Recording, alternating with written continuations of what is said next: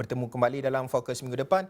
Isu perbahasan penampakan anak bulan 1 Syawal setelah 29 atau 30 hari berpuasa adalah isu yang sentiasa berulang hampir setiap tahun dan tahun ini ia berlaku lagi. Sebagaimana sedia maklum, Malaysia menggunakan kaedah ruqyah dan hisab dalam menentukan awal bulan Hijri termasuk tarikh awal puasa, Hari Raya Aidilfitri dan Hari Raya Aidiladha. Kaedah ini adalah selaras dengan kehendak syarak dan mengikut kaedah ilmu falak dan astronomi yang telah dipersetujui oleh semua negeri berkaitan penentuan awal Syawal 1443 Hijrah atau tarikh Hari Raya Aidilfitri tahun ini.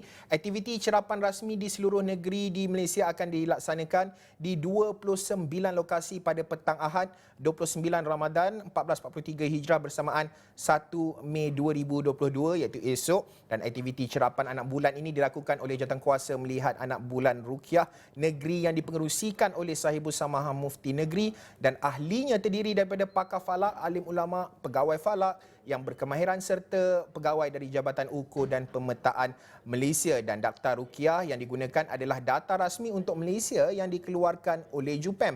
Jadi untuk kita memahami dari segi pertikaian dan juga melihat dari sudut sains astronominya, saya nak bersama dengan menerusi panggilan adalah Nurul Rizwan Zakaria, Koordinator Pusat Angkasa di Universiti Sultan Azlan Shah. Terima kasih Encik Nurul Rizwan difahamkan dalam perjalanan pulang ke kampung sudi untuk berkongsi cerita dan juga pemahaman berkenaan dengan perkara ini melihat kepada pertikaian yang berlaku. Mungkin Encik Rizwan boleh perjelaskan dari sudut sains astronominya mengapa wujud pertikaian-pertikaian ini saban tahun. Assalamualaikum. Terima kasih sebab bagi peluang bercakap dengan Astro Awani ini.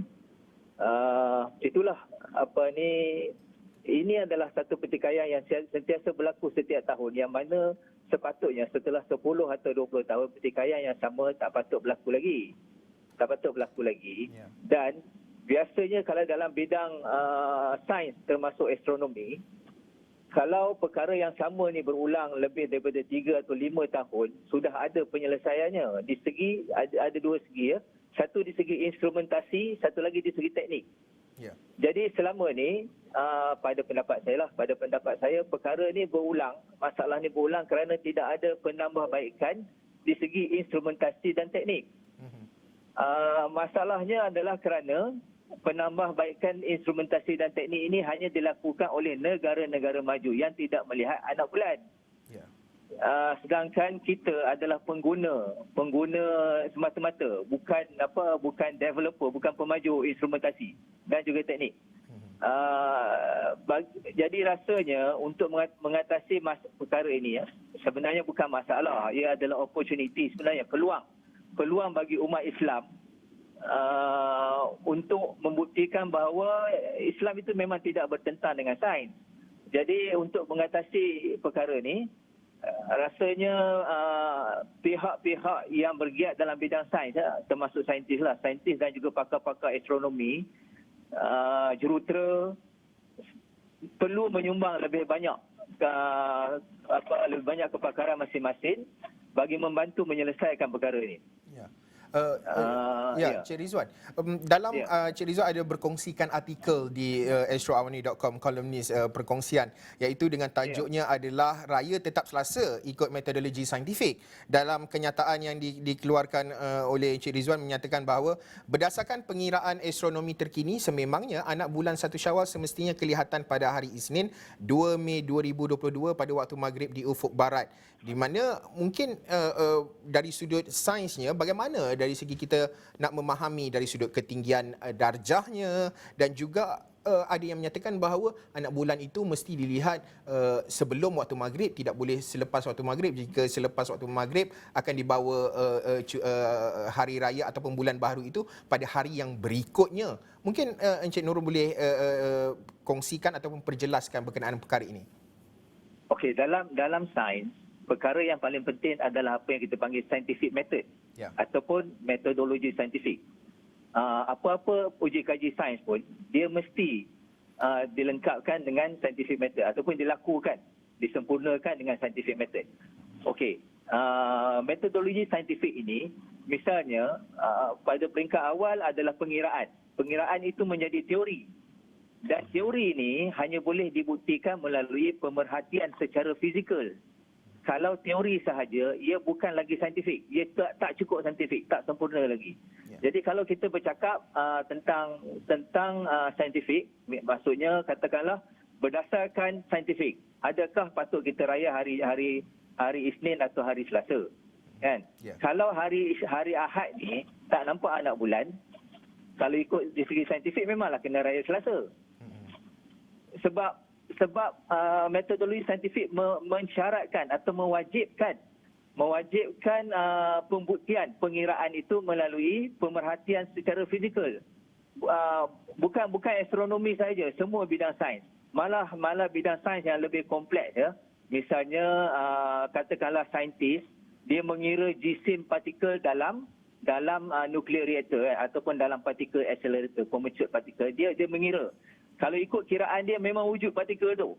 Tetapi ia di segi teori sahaja wujud sebab ada pengiraan sahaja. Dia mesti melihat wujudnya partikel itu secara fizikal. Maka negara-negara maju macam saya nyatakanlah, negara-negara maju sanggup mengeluarkan perbelanjaan ratusan juta euro atau USD untuk bina particle accelerator semata-mata untuk membuktikan secara saintifik pemerhatian fizikal itu. Jadi kalau setakat anak bulan ni dia bukan tidaklah sekompleks penemuan partikel macam baru-baru ni kan orang jumpa God particle atau yang dipanggil Higgs boson kan. Dia melalui pengiraan dulu, lepas tu baru dibuat pemerhatian dalam particle accelerator dan jumpa baru dibuktikan ya sah memang ada God particle ni. Jadi anak bulan ni ini adalah cerita lama berulang setiap tahun. Kita tak boleh lagi macam ni. Bila dah masuk tahun 2022 nak ke 2025 tak boleh jadi macam ni lagi. Ini adalah satu maruah yang perlu kita jaga. Jadi itulah secara saintifiknya macam itulah. Kalau tak nampak hari Ahad, memang kita sepatutnya raya hari Selasa. Sebab kita tak dapat buktikan dia secara pemerhatian fizikal yang mana tidak dapat memenuhi kriteria metodologi saintifik.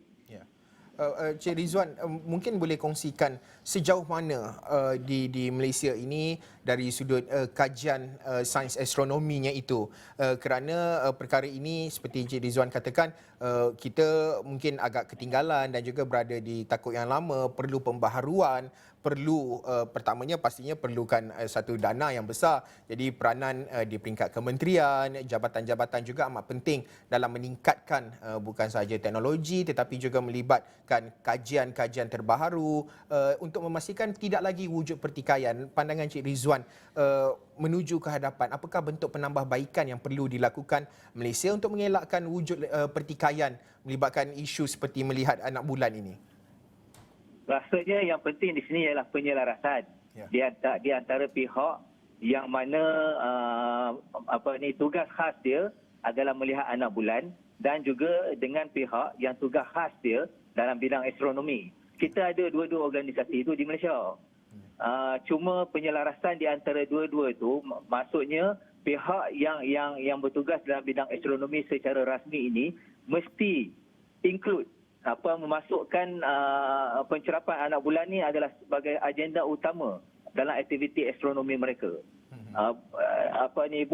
Bukan meletakkannya sepenuhnya kepada Jabatan Mufti ataupun Jabatan Falak. Jabatan Penyelidikan Astronomi sebenarnya perlu, itu saya cakap tadi, especially jurutera optik, perlu menambah baik di segi instrumentasi dan teknik. Okey, sebagai contoh ya.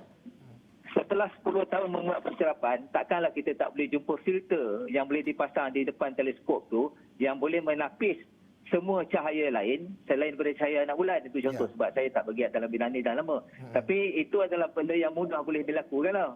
Kan? Jadi apabila kita menghala ke tempat yang sepatutnya boleh melihat anak bulan, maka kita akan dapat melihatnya sebab semua cahaya lain telah ditapis kecuali cahaya anak bulan. Jadi bagaimana nak menapis, kita kena kenal pasti frekuensi cahaya anak bulan tu. Betul. Ini perkara yang memang boleh dilakukan dan biasa dilakukan. Apa ni sekarang ni kita tahu kan dengan teknologi yang pelbagai dalam bidang optik ni, Baik. penambahbaikan ni adalah mudah. Baik. Tak susah. Cuma itulah perlu ada usaha sungguh-sungguh, katakanlah peringkat kebangsaan dikumpulkan semua pakar-pakar ni buat resolusi 6 bulan mesti selesai. Baik. Baik. Baik, Encik Nurul Rizwan Zakaria, Koordinator Pusat Angkasa di Universiti Sultan Azlan Shah yang berkongsi pandangan serta memahami dari segi pertikaian melihat anak bulan yang wujud sebelum ini, dan pastinya fokus minggu depan esok juga akan membawakan perkembangan dari semasa ke semasa, termasuklah fokus berkenaan dengan sambutan Hari Raya Aidilfitri. Sekian sahaja fokus minggu depan untuk waktu ini. Saya Haris Ashraf Hasnan. Salam hormat.